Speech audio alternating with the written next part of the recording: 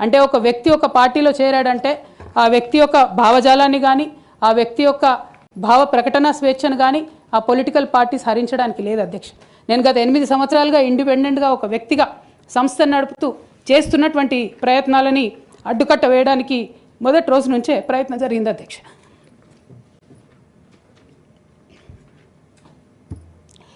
కానీ ఎక్కడ కూడా నేను తెలంగాణ బిడ్డలని తెలంగాణ ప్రజల్ని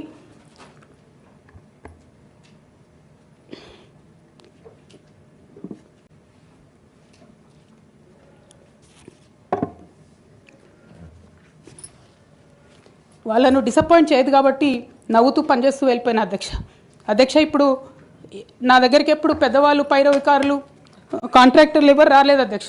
నేను ఎప్పుడు కూడా పేద ప్రజల మధ్యలోనే ఉండి పనిచేస్తున్నాను అధ్యక్ష. నా దగ్గరికి వచ్చినటువంటి బీడీ కార్మికులు కావచ్చు, బీడీ టేకేదారులు కావచ్చు, అంగన్వాడీ టీచర్లు కావచ్చు, ఆశా వర్కర్లు కావచ్చు, ఐకేపీ ఎంప్లాయీస్ కావచ్చు అధ్యక్ష, అదేవిధంగా జిహెచ్ఎంసీ కార్మికులు కావచ్చు అధ్యక్ష, టీచర్లు కావచ్చు అధ్యక్ష, నిరుద్యోగులు కావచ్చు, ఆడబిడ్డలు కావచ్చు, సింగరేణి ఉద్యోగులు కావచ్చు, కరెంట్ ఎంప్లాయీస్ కావచ్చు, ఎవరు వచ్చినా అధ్యక్ష నేను కాదనకుండా నాకెంత వీలైతే అంత పనిచేసి పెట్టేటటువంటి ప్రయత్నం చేసిన అధ్యక్ష. అయినా సరే అధ్యక్ష పార్టీ మౌత్ పీసులుగా ఉండేటటువంటి పార్టీ పేపర్లు, పార్టీ ఛానళ్ళు ఏ ఒక్కరు కూడా ఎన్నడూ కూడా మద్దతు ఇవ్వలేదు అధ్యక్ష. అయినా సరే ధైర్యం వదులుకోకుండా మొక్కువని ప్రయత్నంగా నేను ప్రయత్నం చేస్తూనే వెళ్ళాను అధ్యక్ష. తెలంగాణ రాకముందు బీఆర్ఎస్ ప్రభుత్వం ఏర్పడకముందు ఒక మాట అనుకున్నాం అధ్యక్ష. కేసీఆర్ గారే పదే ఈ మాట చెప్పారు. ఉమ్మడి రాష్ట్రంలో మనకు కాంట్రాక్ట్ వ్యవస్థ వచ్చింది, మరి కాంట్రాక్ట్ ఎంప్లాయీస్తోని అవుట్సోర్సింగ్ ఎంప్లాయీస్తోని దేశానికి నష్టం జరుగుతుంది, రాష్ట్రానికి నష్టం జరుగుతుంది, అందరికన్నా ఎక్కువ తెలంగాణ యువకులకు నష్టం జరుగుతుందని చెప్పారు అధ్యక్ష. ఆనాడు వారు సరదాగా ఒక మాట అనేవాళ్ళు, అందరికీ కాంట్రాక్ట్ పోస్ట్ ఉంది, మరి ముఖ్యమంత్రికి కూడా కాంట్రాక్ట్ పోస్ట్ ఉంటుందా అని చెప్పి ప్రశ్నించేవారు అధ్యక్ష. కానీ తెలంగాణ వచ్చిన తర్వాత 10 ఏళ్లలో కూడా కాంట్రాక్ట్ వ్యవస్థను మనం రద్దు చేసుకోలేకపోయినాం అధ్యక్ష. అదేవిధంగా అధ్యక్ష కేసీఆర్ గారి దగ్గర మాట్లాడే ధైర్యం నాకు ఒక్కదానికే ఉంది కాబట్టి అధ్యక్ష ఈ అన్ని అంశాలు నేను ఎప్పటికప్పుడు అడుగుతూ వెళ్ళిన అధ్యక్ష. సరే పర్సనల్గా వారు నాకు తండ్రి, పార్టీ అధ్యక్షులు, ఒక 2 విషయాలు చేసినా ఒక 2 విషయాలు చేయకపోయినా నడుస్తుంటుంది పార్టీ అన్నప్పుడు, ఇంత పెద్ద వ్యవస్థ ఉంటే అనుకోవచ్చు అధ్యక్ష.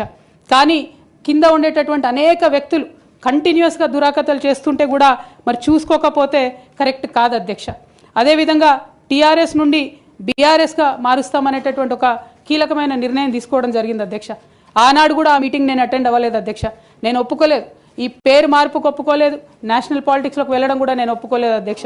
అంటే ఒక మాట అధ్యక్ష, ఇట్లాంటి హౌస్లో చెప్పొచ్చో లేదో కానీ తెలంగాణలో ఏం పీక్ కట్టలు కట్టినామని నేషనల్కి పోయి చేస్తాం అధ్యక్ష. మనం ఎన్ని పనులు మిగిలినాయి అధ్యక్ష తెలంగాణలో చేయాల్సినవి?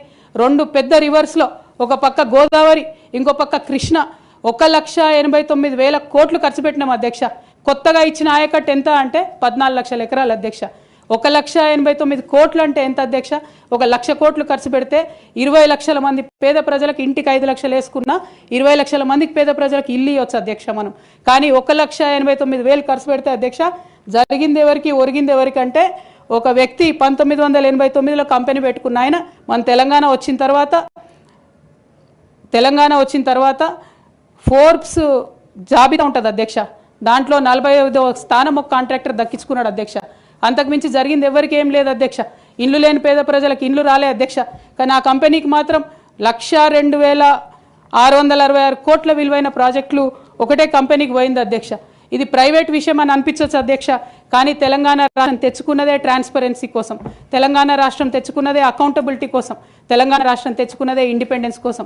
ఇవేవి లేనటువంటి తెలంగాణ రాష్ట్రాన్ని మనం ఊహించని కూడా ఊహించలేము అధ్యక్ష. చూసుకుంటూ ఊరుకోవడం కూడా సరికాదు అధ్యక్ష.